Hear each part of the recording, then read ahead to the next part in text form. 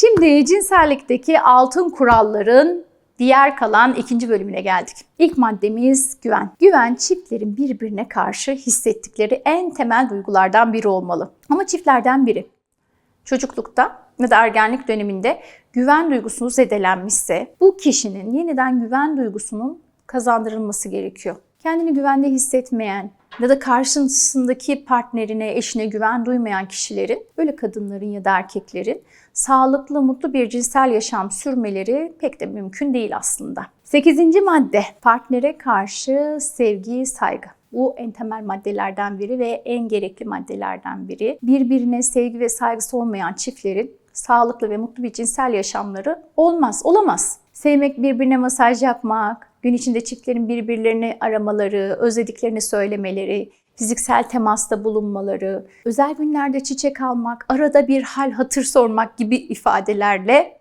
sevgiyi diri tutmak gerekiyor. Bu sayede hem çiftler sevgiyle seksi iç içe geçirir ve seksin olmadığı zaman sevginin de olmayacağını hissetmeyi öğrenirler. Bir diğer madde, cinselliğe rahat ve gevşemiş halde başlamak gerekiyor. Şimdi cinselliğin tadını çıkarmak için ilişkiden önce tüm kızgınlıkları unutmak lazım. Sakinleşmek lazım ve rahatlayıp gevşemiş olmak gerekiyor. Yoksa cinsel hazza odaklanamıyorsunuz. Bir diğer madde, utanç duygusundan kurtulma. Bu genellikle kadınlarda oluyor. Sevgili kadınlar diye başlayacağım. Utanç duygusundan kurtulmak için çeşitli teknikler önerebilirim size.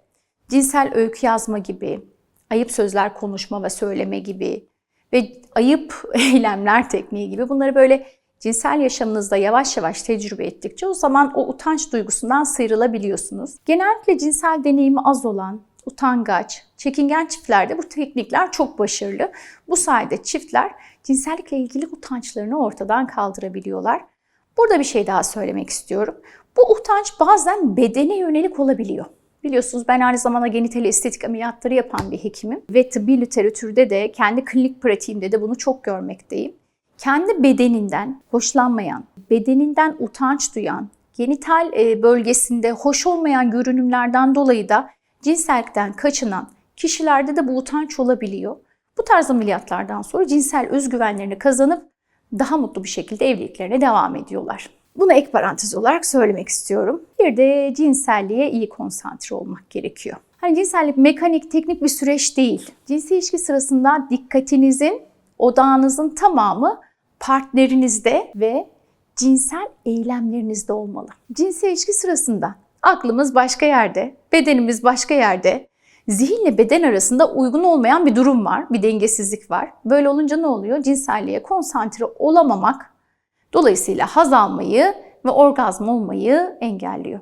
Çünkü orgazm bizim zihinsel süreçlerimizle ilgili, beynimizle ilgili. Zihin başka bir yerdeyse odaklanamadığımızda o zaman orgazma ulaşmamız zor olur. Şimdi sen zihninle haz almaya, orgazm olmaya karar veremezsen ya da vermezsen, bedeninde bir rahatsızlık duymadan sevişmeyi, orgazm olmadan ama tatmin olmuş bir şekilde bitirebilirsin. Ama orgazm aslında ulaşılabilecek ve zihinsel eylemlerden biri. Geldik son maddeye, spor ve beslenme. Spor ve beslenme biliyorsunuz hem genel sağlığımız için çok gerekli, hem de dahiliye uzmanları, genetik uzmanları, geriatri uzmanları, çocuk doktorları, endokrinciler, biz kadın doğumcular habire ne diyoruz? Yürüyüş yapın, sağlıklı beslenin. Şimdi beslenme alışkanlıkları cinsel hayatımız da aslında için çok önemli. Mutlu bir cinsel yaşam için sağlıklı, cinsel isteği arttırıcı bir beslenme planı yapabilirsiniz. Daha bu beslenme planıyla hem daha esnek bir vücuda sahip olursunuz, hem fiziksel olarak kendinizi formda hissedip daha iyi hissedersiniz. O nedenle de cinsel yaşamınız için gerekli. Bir de spor ve bu dengeli beslenme bizim sinir sistemimizi, iç salgı bezlerimizi, iç organlarımızın daha düzgün ve doğru çalışmasını da sağlar. Alkol, sigara, aşırı kahve, bunlar cinsel hayatı kötü etkiler. Bunları fazla tüketmiyorsunuz. Şimdi kısacası size böyle 12 tane uzun madde anlattım. Sanırım bunu 2 video halinde verecekler size. Bunları düzeltmenize rağmen eğer çift ilişkinizde mutlu bir cinsel yaşamı elde edemediyseniz ya da bu maddeleri yapmakta zorluk çekiyorsanız o zaman cinsel terapiste gitmekten çekinmeyin. Cinsel haz vererek veya cinsel haz alarak uyarılmayı öğrenmek, erotik materyaller, cinsel arzuyu tutkuyla beslemek, yatak odası dışında da hoş, nazik, sevecen olabilmek, cinsel terapide bizim danışanlara öğrettiğimiz şeylerdendir. Alanında uzman bir terapiste başvurmaktan lütfen çekinmeyin.